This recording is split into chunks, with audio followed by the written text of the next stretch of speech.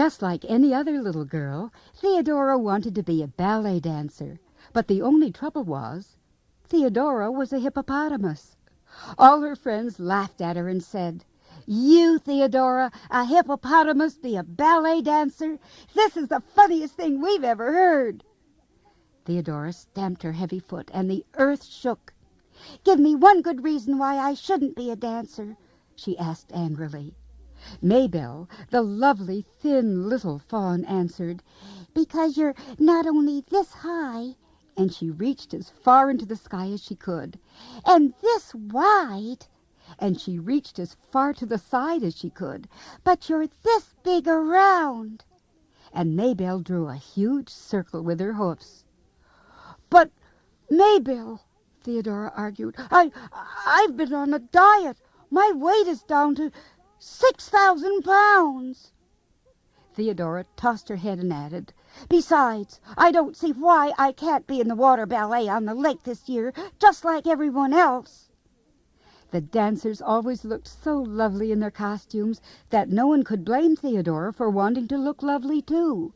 "You're much too heavy, Theodora," said Maybelle, "because this year the dancers are going to be dancing on a big boat in the lake, a barge they call it, and you would sink it, Theodora.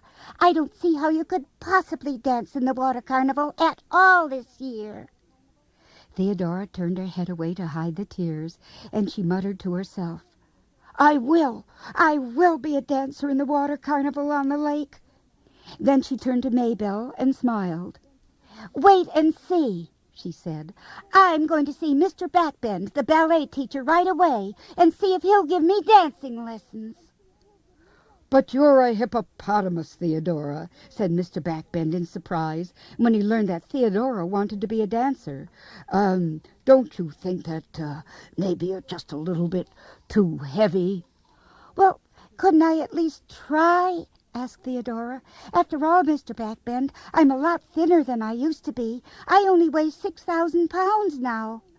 Mr. Backbend smiled because he liked Theodora, and if she wanted to learn ballet, he would do the best he could in teaching her.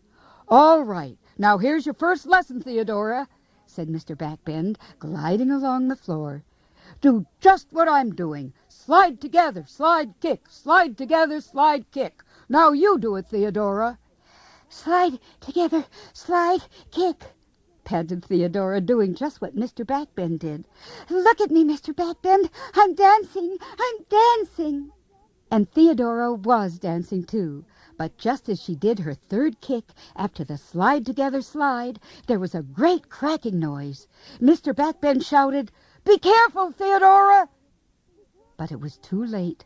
Theodora went crashing through Mr. Backbend's shiny new dance floor, and poor Mr. Backbend screamed with fright. "Theodora, where are you? Are you hurt, Theodora?" From far away the dancing teacher could hear, "Help! Help!" Mr. Backbend wrung his hands unhappily and moaned, "Where is she?" And then he called again, "Where are you, Theodora?" The poor hippopotamus called back, "I'm down here in the basement, Mr. Backbend. Please come down and help me." When Mr. Backbend ran down the stairs and finally reached Theodora, he tugged and pulled until he was all out of breath. Oh dear, I don't think you'll ever be a ballet dancer, Theodora," panted Mr. Backbend, "especially in the water carnival this year. You understand, I hope. We all love you, Theodora, but you'd make a hole in the floor of the barge and sink it. Oh, this would never do." Theodora rose slowly to her feet, and although she felt that Mr. Backbend was probably right, she wasn't going to give up. Besides, she could look just as lovely as Maybelle Fawn any day in the week. "Well, just in case, Mr. Backbend," said Theodora, "I'm going home right now, and I'm going to start sewing on my beautiful pink ballet skirt." "Oh, me, oh, my," muttered Mr. Backbend to himself as Theodora flounced out the door. "Poor dear girl, poor girl." In a few days, Theodora forgot all about her unhappy dancing lesson. She cut out a beautiful dress of pink silk, sewed it on her little machine, and then tried it on. And how dainty it was. Even Theodora was surprised at how pretty she looked. "I know when Mr. Backbend sees me," giggled Theodora, "he can't help but put me in the water carnival. Oh, how excited I am!" The day of the water carnival was clear, warm, and sunshiny, and all the animals had gathered on the shore of the lake. Everyone was chattering and laughing while the band tuned up their instruments. Mr. Backbend was so busy checking on the music, costumes, and the dancing girls that he didn't even see Theodora standing next to him, which is quite a trick, because how can you not see a 6,000-pound hippopotamus? "Mr. Backbend," said Theodora, tugging on his sleeve. The dancing teacher turned around. "Really, Theodora, I'm terribly busy," he cried. "Girls, places, places, girls!" "I'm ready, Mr. Backbend," laughed Theodora. "See, I already have my pink ballet skirt on." Mr. Backbend tisk-tisked and said, "Listen, Theodora, even if you were the most dainty dancer in the world, I couldn't let you dance on the barge. You're much too heavy for it, and it would sink down into the water. We just couldn't have that." And then, not paying any more attention to Theodora, he turned his back on her and called immediately to the captain of the boat. "Captain Frank, start the motor, please." Then he turned to the orchestra. "Music, please." The excited talking of the audience died away as the music began. Mr. Backbend called again to Captain of the barge. "Would you please start the boat's engine, Captain Frank?" Captain Frank bent over the motor on the barge and cranked, but nothing happened, just a couple of coughs and a weak splutter.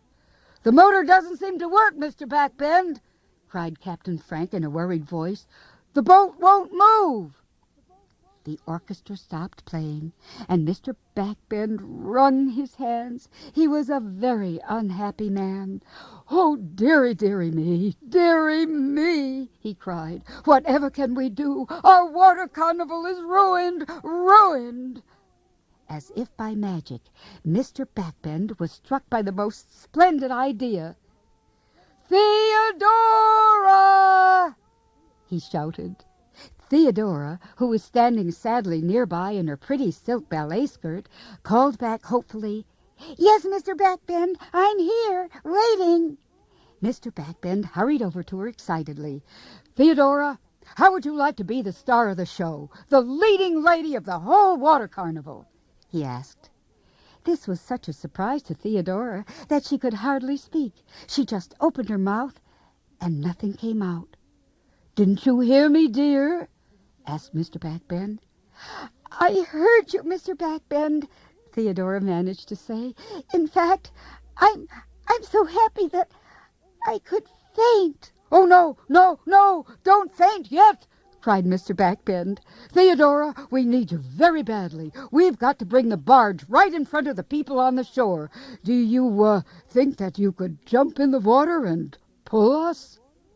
Theodora screamed with delight. "Of course I could, Mr. Backbend, and I will. I'll be the happiest hippopotamus in the world."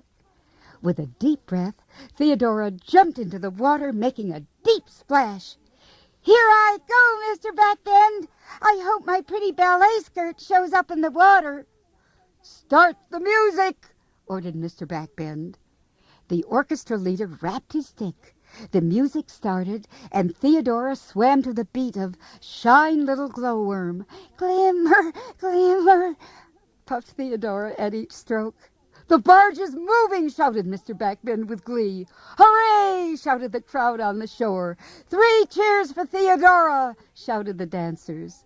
Theodora swam easily and pulled the barge all around the lake, and just as she had hoped, her pretty pink ballet skirt shone right through the clear water. "Why, I'm amazed," said Maybelle Fawn. "Theodora is far more beautiful and graceful than any of us." Mr. Backbend turned somersaults. He was so happy. "Theodora, you've saved the day for us. The water carnival is a huge success," he exclaimed. "You may not be able to do a slide-together slide kick, but neither can we swim the water as you can. Oh, you're a beautiful water ballet dancer." "Oh, thank you, Mr. Backbend. Thank you very much," said Theodora, smiling broadly. "I knew that someday I would become a part of the water carnival." And then she added, "So you see, if you try hard enough, you'll always get what you want and be what you want to be." Mr. Backbend nodded his head fast and hard, because he knew that was true.